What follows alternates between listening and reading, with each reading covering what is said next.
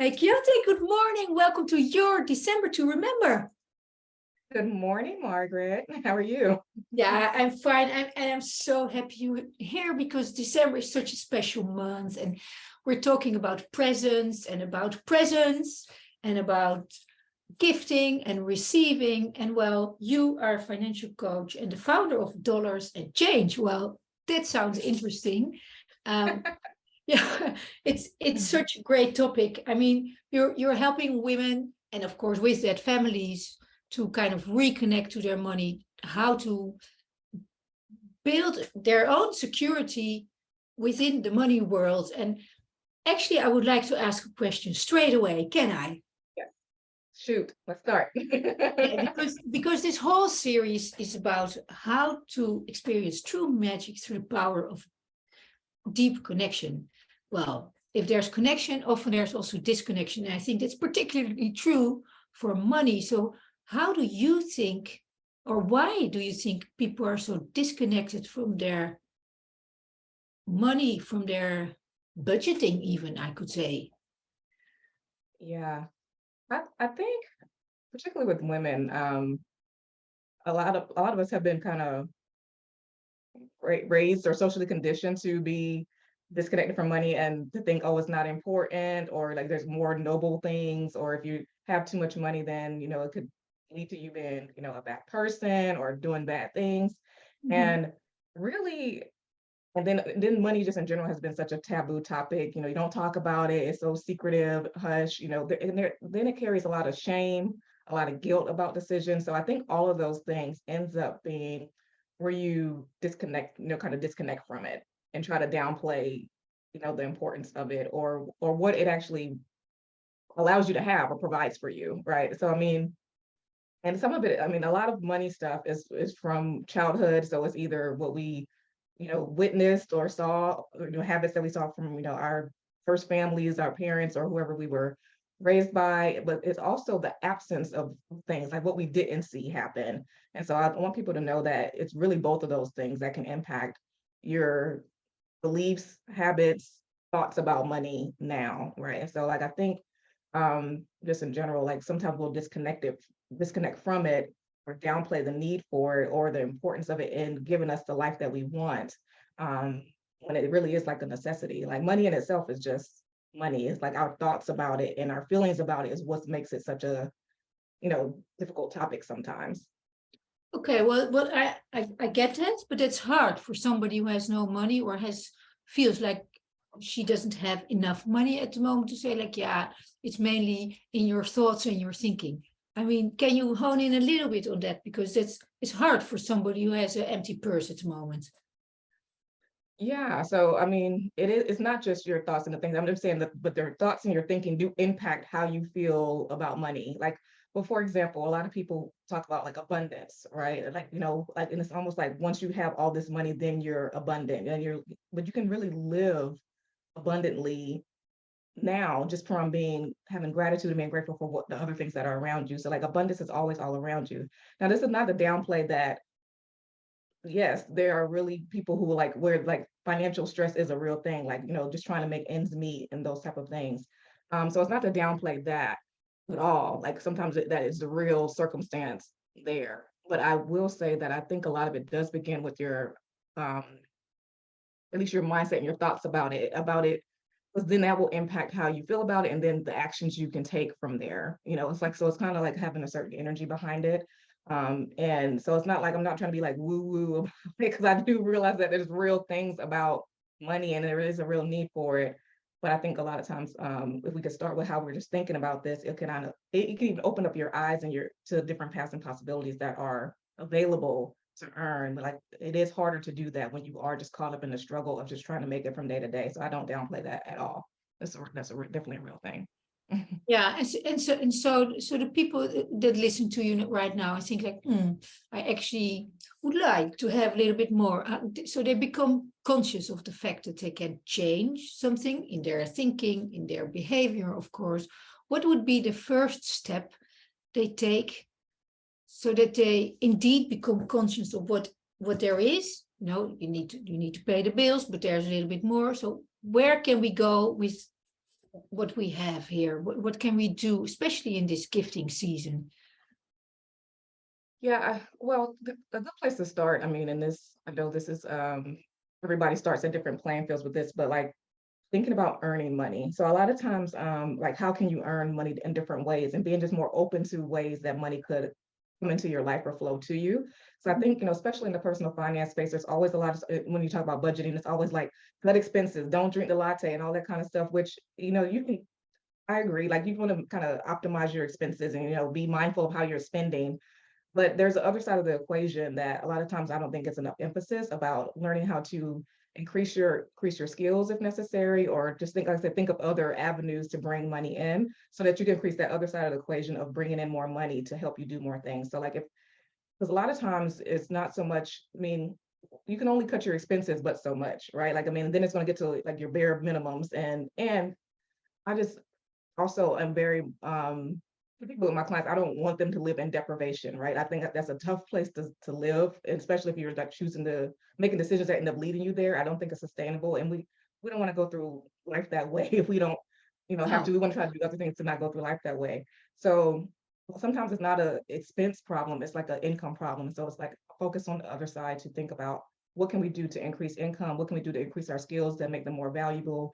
What are other ways that we can generate money and bring it into our lives? So that would be one thing that I would say kind of as a place to start, is to really see, like, is there some other ways that I could earn? And it's something that in my own story, like when I was working for in my I had a full-time job, and you know the well-laid path to success was to follow all the rules, go to school, get the education, get the good job and everything. And I had never really thought about, there's, salary is just one part of your income. There are other ways outside of your job perhaps that you can earn income. And so that was even a mindset shift for me. It's not even that I was doing bad at the time, but it just was being able to think more openly and more expansively about where money can come from. You know. Yeah, I think it's wonderful what you say, even though it is so simple by itself. But it's true that when you're more on the survival side, you're just like, oh, I need to get this and this done. But you're actually saying, stop thinking of what's on this side for the moment. Think about what other ways of income you can generate. I mean, the online world is, of course, a fantastic place, but people can do art making. Mhm. I mean, I've heard people saying, okay, create a list of 50 ways of making money. I mean, so I hear you really saying, okay, take time to dive into possibility. Yeah.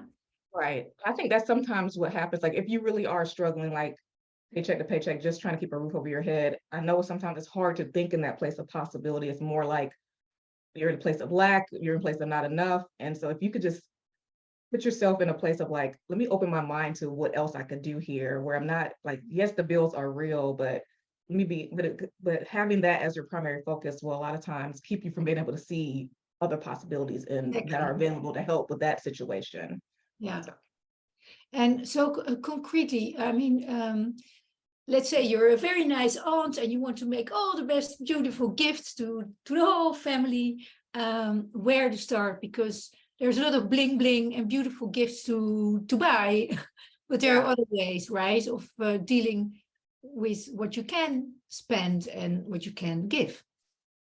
Right. So yeah. So when we talk about holiday spending, this is just a time of year where a lot of people just kind of things fall completely off the rails with their personal finances, right? So just to talk about a few things to think about for the holidays is one, to really like seriously create a budget, just to create a budget for the holidays, like taking a look at your finances. How much can I really afford to spend where it won't have like what I call like a debt hangover in the new year, where you've had like all this, Yeah, accumulated all this credit card debt just to to buy all these gifts and all this kind of stuff, right? You still have to live after December, right? So right. that's one thing, is just like to really create a budget for Christmas, and then even think about who you're buying gifts for, and then even break that budget down into allocating it, like, okay, this is for the kids, or this is for my parents, these are my siblings, and just being okay with that. This is your family, these are your friends. They're not gonna dislike you or disown you because you didn't buy them this top tier gift, right? So I mean, like, just think about um what happens after December, and what is this all really about? And there are other ways to do that. Think of alternatives to things. It's like we have so many things already, like so much stuff already. Our spaces are cluttered. Like we just, there's always all this stuff around. And so think about other ways to um, provide gifts as far as, it could be experience with things. It could be buying something that somebody actually needs rather than just these additional wants. Spending time with them, you can't, time is something that is a definite resource that you can always like, that's like the most valuable resource that you have, right? So like be able to spend some quality time with someone. And really that also means like being present, like your presence. I think you said that at the beginning, like not just so much a present, a gift, but like your presence is a gift as well. And so just thinking about those things. And also say that when it comes to the holidays, tradition is a really big thing. And so sometimes we just continue to do things because they're traditions. And I think there's some honor in that, you want to maintain like family traditions and everything. But I would also put out there, like, just challenge tradition. Does it still make sense to keep doing the same thing that you have been doing? Have things evolved? And so I would say challenge tradition to see, does it still work? Does it still make sense? Are we still okay with this? This is actually something my family and I did a few years ago. So my mom, even though we're like grown adults, I have an older sister, we're grown adults, my mom would still like buy for us like we were kids, like we would have all these gifts, all this stuff. And so like a few years ago, we just decided that we're not going to do that anymore. We're not buying all these gifts, all this stuff. And it was just like, this is too much. We don't even need all of this. We're grown now. We're not children anymore. And so just that was a tradition that we had challenged to not keep doing that same thing. And on the flip side of that is creating new traditions. Like, are there some new things that you can do, introduce to the family and kind of establish some new things? So those are things. Well, going back to my family, like instead of buying all these gifts for each person, we started doing like a gift exchange where we have a main person that we buy, a larger gift for, and then we do what we call Oh, yeah. stocking stuffers for other people. So like just like so now that's become our tradition to do each year. We've been doing that for the past few years. So those are just some things for the holidays to think about, um, that could help with the budgeting and personal finance during this time of the year. Okay, so I really hear you saying three things, like, so take the time, look to not only what you need to spend, but also what you can earn on the other side, right? Um, challenge your traditions a little bit, say like, okay, let's sit down, what could we do differently? Yeah. Think Yeah. about January, even though it's a little bit unpleasant, but let's say stick to a budget, define a budget. So those are simple steps that can be make a big difference. What else do you see in your practice is like a huge mindset shift for people when they are starting to connect to money, their money or money in general? I think one of the mindset shifts that I see also with my clients, because full transparency, my clients are typically higher earning, so they are not at the space where they're struggling to pay bills, but in some cases they are still living paycheck to paycheck. So I want that to be clear. Like just because you make more money doesn't mean all your money problems go away. Exactly. But so one thing that I think is a mindset shift for my clients is that they are making enough, right? They have enough money to do a lot more than they thought they were able to do, or to make progress a lot faster than they thought they could if they just was to really get focused and clear on what is happening with their money. And so I think that is one of the shifts that they see, like, oh, this really is possible. This really is enough here. I can really make a lot of progress once I got really clear and focused. And something that also happens along the way is that one of the things I teach is like values-based budgeting, where like when we are putting together a plan, like a money plan on what they're going to spend on and things like that. It's not about getting rid of the things that don't matter. It's like really focusing on the things that matter. What are the things that you value the most, and putting more of your money there. And what happens is over time, they like things that were important at one point are no longer important, right? It's just like that doesn't even matter anymore because they are more focused on, like, again, what they value the most and how much they can do, what their money is providing them, the freedom that their money is going to provide them by taking these other steps and having these other priorities that give them more long-term success and more security and all those things. So those are the shifts I see, like that frivolous spending on things that were there before. So it's like, that doesn't even really matter anymore, right? It's like my focus has changed, and like who they become in that process of working on their finances and doing that work really changes their perspective on things. Yeah, and that's so crazy in a way, because money is always seen as kind of this external thing. But once you and people disconnect and shy away from it, but once they dive into the topic, it actually, yeah, it changes them as well, because suddenly it becomes less important and you start to value yourself and your experiences more, right? Right. And so, what is the thing that you, well, let's say the people listening who actually do have a lot of money and can easily spend. Yeah. I mean, they can continue the gift giving as they've always been doing, which is, of course, nice. But Yeah. where do you feel that they can, with their money, help the ones that are most in need of money? What can they do with their money conscience to contribute to those who are not there yet, maybe at the other side of the spectrum? Yeah. So as I said before, like if you have a lot of money, like you still need to manage it, right? You still need to know what's going on. Because a lot of times what'll happen is like as money, like I said, it doesn't solve your money problems because like you can still mismanage a lot of money. Yeah. Or not do as much as you know what I'm saying. Like so like people think, oh, I'll just make some more money. And then what it does is really it just allows you to um almost like disguise the bad habits that were already there or the the non-productive habits Mhm. that were there. And so there are people who make $30,000 a year that are living paycheck to paycheck, and there's people who making $300,000 a year and are still living paycheck to paycheck. So Yeah. the amount of money is not the key thing.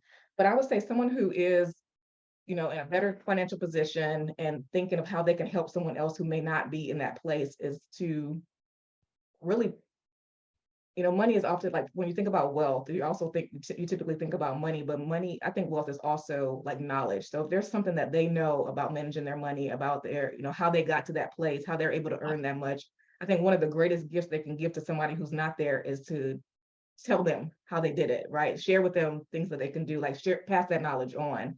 So I would say that is like an invaluable thing that could really help somebody to, so somebody who has it to share with somebody who doesn't, and like to help them to their next level. Great. And so to actually also break also, or open the taboo around money, maybe by those who can share this knowledge towards those who can't. So, and so that people take out the offense also that sometimes in the mismatch of a conversation where it's not, if it's just genuinely meant for help, or if somebody has a support question, that we open this this flow of information, Yeah, right? Yeah. right. Well, and I think that's when this is what I was saying like before, like thinking about like childhood and everything, like a lot of that, it's not only what you saw, but it's also what you didn't see. Like sometimes we just didn't know, or it's because our parents didn't know, or like or somebody gets a leg up just because their parents had certain education or whatever, and they were able to teach those things to their children early on. Like so the wealth is knowledge as well. And so like, yeah, that a big part of that is sharing it and teaching and and supporting others along the way on their personal finance journey. Well, do you have one final tip for this crazy, beautiful December that you would like to share? Or Well, I would say like being at the end of the year, I will give a couple tips as far as going into the new year. So one is to like really reflect on this past year about what worked, what didn't, and just kind of take a moment of that and give yourself credit for the things that you did really well. I think a lot of times we like skip over that. But think about what worked, what didn't. And as you go into the new year, get really clear on what's the most important to you, but also why is that most important to you? Because that the why will be the thing that'll carry you through as you go throughout the year. And third thing with that is don't leave it to chance. Like literally create a plan about, okay, this is my most important thing for next year. How am I actually going to make that happen and make that very real with a plan behind it? Otherwise, it's kind of just leaving it to chance. And so yeah, those would be the tips that I would give kind of going into the new year and wrapping up this year. great. Well, that's beautiful. And I think there's a place where we can find you, because those who feel that they could need some more guidance, where can we find you, Chianté?